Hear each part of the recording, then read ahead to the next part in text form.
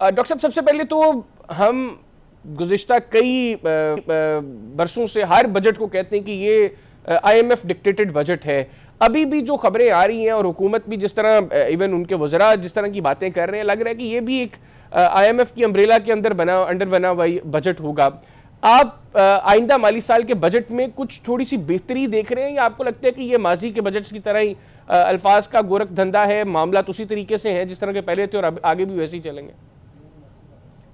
جی بہت شکریہ. یہ بڑا یونیک بجٹ ہے. وہ اس لحاظ سے یونیک ہے کہ پہلے جو بجٹ تھے وہ تو آئی ایم ایف کے ایک پروگرام میں رہتے ہوئے بنائے جاتے تھے. یہ والا جو بجٹ ہے اس وقت ہم آئی ایم ایف کے دو پروگرامز میں ہیں.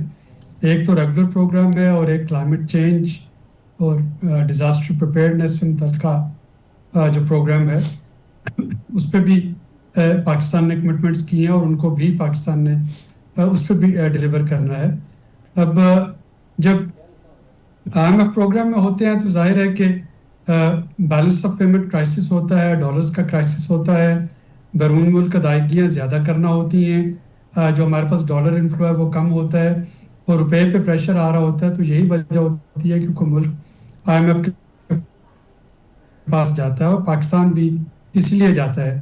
تو آئی ایم ایف کے اندر رہتے ہوئے شاید وہ ریلیف دینا یا گروتھ کے ٹارگٹ اچیو کرنا وہ تھوڑا سا مشکل ہوتا ہے. چونکہ آئی ایم ایف کی میں مثال ایسے دیا کرتا ہوں جیسے پرانے زمانے میں جو بحری جہاز ہوتے تھے جب طوفان آتا تھا تو وہ لنگر انداز ہو جاتے تھے.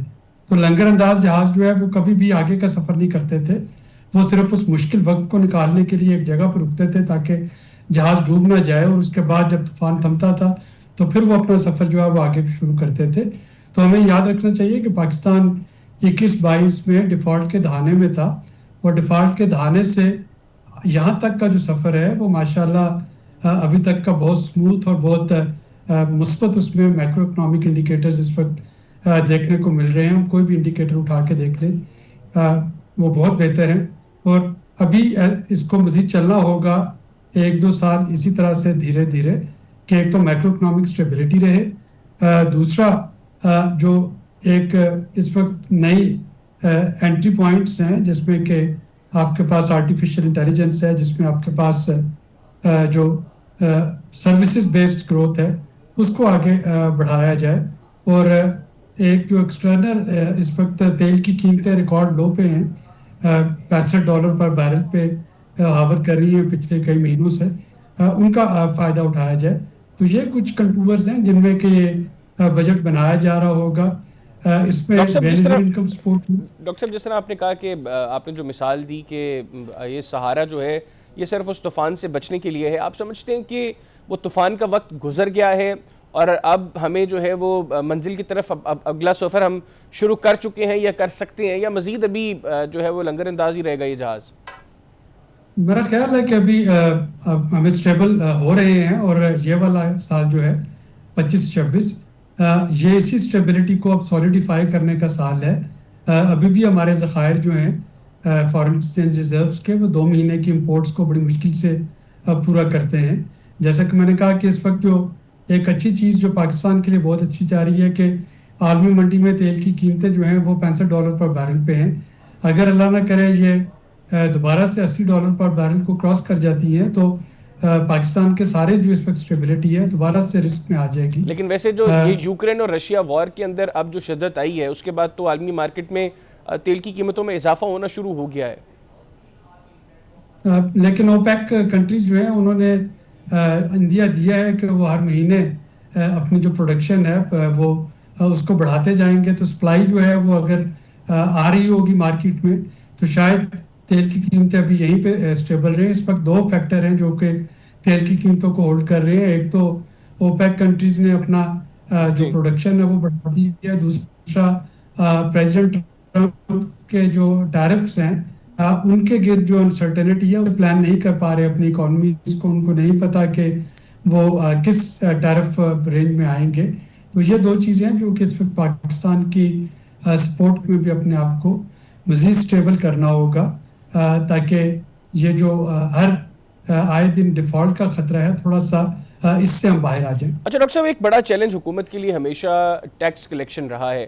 مجھے نہیں یاد پڑتا کہ گزشتہ چند سالوں کے اندر کوئی بھی ایک ایسا سال ہو جس میں ہم نے جو ٹارگٹ رکھا ہو اس کو اچیو کیا ہو.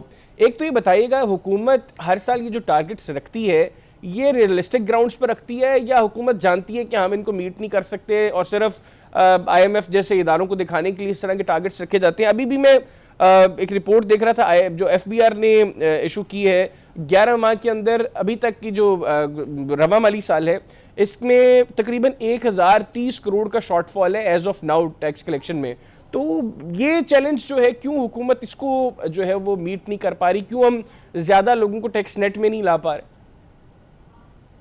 دیکھیں پہلے تو ٹیکس ٹارگٹ کیسے طے پاتے ہیں اس پہ تھوڑا سا میں ایکسپلین کر دوں.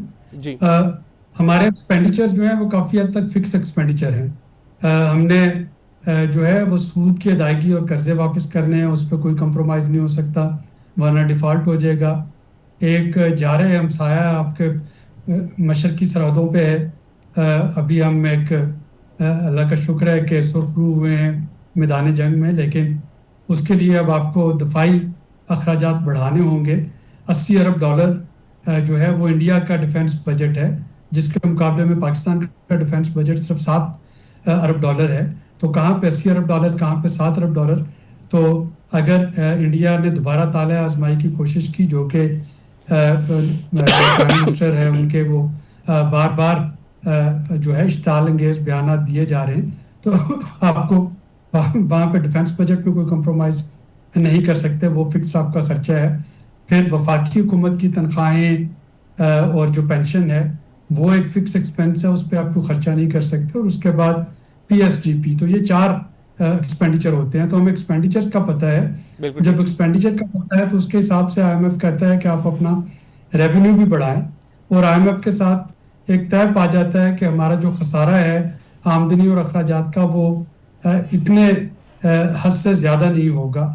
تو اس سے آپ کا جو ٹیکس ریونیو کا ٹارگٹ ہے وہ طے ہوتا ہے کہ اگر آپ یا خرچے کم کر لیں یا آپ اپنی آمدنی بڑھا لیں. اب اگر اس سال کی بھی بات کریں کہ گو کے 1 ٹریلین سے زیادہ کا اس وقت شارٹ فال ہے, لیکن اگر آپ اس کو پچھلے سال سے کمپیئر کریں تو تقریباً 26% زیادہ ٹیکس کلیکٹ ہوا ہے. تو یہ نہیں کہ ٹیکس کلیکٹ نہیں ہو رہا, ٹیکس کلیکٹ ہو رہا ہے, لیکن ہمارے اخراجات اتنے بڑھ چکے ہیں کہ جو اضافہ ہے وہ ابھی بھی ان اہداف سے کم ہے جتنا کہ ہمیں اکٹھا کرنا, اور اگلے سال تو اس میں مزید اضافہ ہو رہا ہوگا. تو اس کا مطلب ہے کہ اسی اضافے کو مد نظر رکھتے ہوئے ٹیکس کلیکشن جو ہے اس کو مزید ہمیں بڑھانا پڑے گا. بالکل ٹھیک. اچھا ڈاکٹر صاحب, ابھی تک جو رپورٹس ہیں اس میں جو شرح نمو کا ٹارگٹ ہے آئندہ مالی سال میں وہ 4.2 رکھا گیا ہے. آپ سمجھتے ہیں کہ یہ اچیویبل ہے, اور جس طریقے سے ہماری اکانومی گرو کر رہی ہے ہم اس ٹارگٹ کو ایزیلی اچیو کر سکتے ہیں؟ دیکھیں اچیو شاید نہیں بھی کر پائیں تو شرح ٹارگٹ تو آپ کی ویژن تو ایک کلیئر ہونی چاہیے کہ آپ حاصل کیا کرنا چاہ رہے ہیں تاکہ اس کے مطابق تیاری کر سکیں. صحیح. جو شرح نمو ہے وہ 2-3 ایکسٹرنل فیکٹرز پہ ڈیپینڈ کرتی ہے. پہلا فیکٹر جو ہے وہ تو کلائمیٹ چینج کا ہے. ایک برا مانسون جو ہے وہ آپ کی ساری پلاننگ, یہاں پہ کوئی نوبل آریٹ بھی بٹھا دیں گے تو اس کو بالکل اٹھا دے گا. جیسے خدا نخواستہ ہم نے 2022 کے سیلاب دیکھے, تو پہلا تو یہ کلائمیٹ چینج ہوگا کہ پانی کی اویلیبلٹی, بارشیں, اس کو مینیج کیسے کر سکتے ہیں. اور اب تو سندھ طاس معاہدہ بھی اس کے ساتھ جڑ گیا کہ اگر انڈیا جو ہے وہ کوئی آبی جارحیت کرتا ہے اور پانی کو وہ ایک دم سے روک کے ایک دم ریلیز کرتا ہے تو یہاں پہ فلڈ آنے کے خدشات جو ہیں وہ بڑھ جائیں گے. یا عین جو سوئنگ کے موقع پہ 1 ہفتے کے لیے وہ پانی روک لے اسپیشلی سردیوں میں, تو آپ کی گندم کی بوائی جو ہے وہ ڈسٹرب ہو رہی ہوگی. تو پہلا یہ پانی اور کلائمیٹ چینج ہے. دوسرا جو امپورٹنٹ فیکٹر ہے وہ عالمی منڈی میں تیل کی قیمتیں ہیں. وہ اگر اسی رینج پہ رہتی ہیں تو یقیناً آپ گرو کر پائیں گے, اگر وہ بڑھ جاتی ہیں تو مسئلہ بن جائے گا. اور تیسری جو امپورٹنٹ چیز ہے وہ اس وقت جو سیز فائر ہے انڈیا کے ساتھ, اس کا مستقبل کیا ہے. کیا انڈیا دوبارہ سے کوئی ایسی طالع آزمائی کرتا ہے کہ پاکستان کو دوبارہ سے حالت جنگ میں آنا پڑتا ہے. تو ظاہر ہے کہ یہ 3 فیکٹر ہیں اس وقت جو کہ آپ کو ڈٹرمن کریں گے اگلے سال کی شرح نمو حاصل ہوتی ہے یا نہیں. بالکل ٹھیک. Thank you very much doctor صاحب, آپ نے پروگرام کے لیے وقت نکالا.